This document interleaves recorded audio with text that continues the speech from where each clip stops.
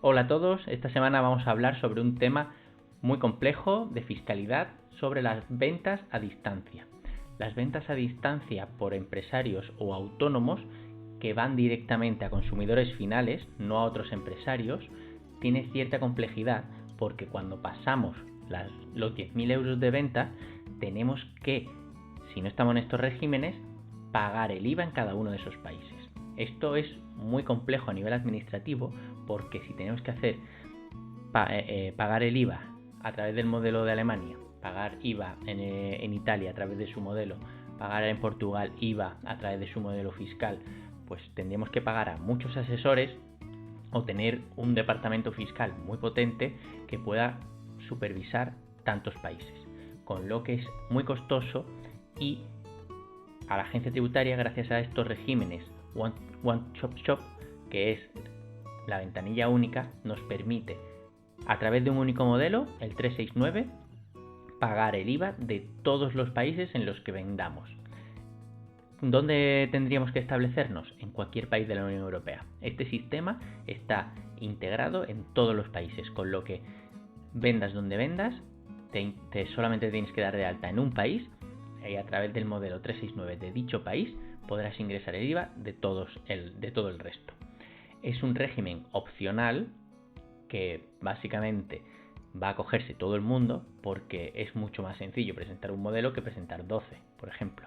Entonces, en cuanto pasemos esos 10.000 euros y ya el IVA nos obliguen a declararlo en cada país, tenemos que rápidamente determinar y analizar cuál es el régimen que más nos interesa: el régimen exterior, el régimen interior o el régimen de importación. No son incompatibles entre ellos, podemos coger uno, dos o incluso los tres, depende de las características que requiera cada uno de ellos.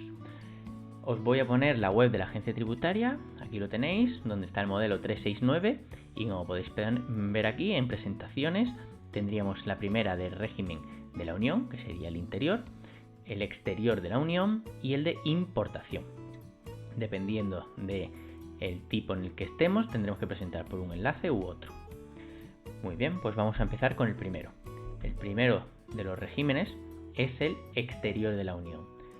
A este régimen se puede acoger cualquier empresario profesional que no esté establecido en la comunidad, como por ejemplo el Reino Unido, que ya no es de la Unión Europea, y si vende en varios países de la Unión Europea, en vez de darse de alta en todos ellos, le interesa acogerse a este régimen para presentar solo uno. ¿En qué país? En el que quiera. ¿Qué tiene que vender? Pues en este caso, para acogerse al régimen exterior de la Unión, solamente pueden hacerlo cuando presten servicios a personas físicas finales. No sirve las ventas de bienes. Muy bien, pasamos al siguiente, que es el régimen interior de la Unión. En este régimen hay tres vías para acceder a él, ya sea la primera, empresarios o profesionales de la comunidad, es decir, que estemos en un país de la comunidad, y tendremos que cumplir unos requisitos según prestemos servicios o vendamos bienes.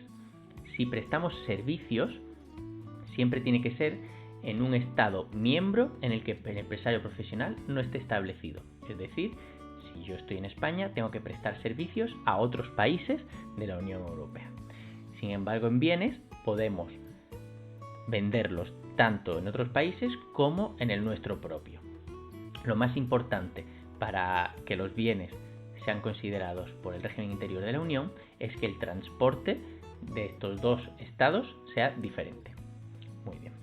Después pasamos a los empresarios o profesionales no establecidos. También pueden cogerse el régimen interior profesionales de Reino Unido, pero solo para ventas a distancias de bienes.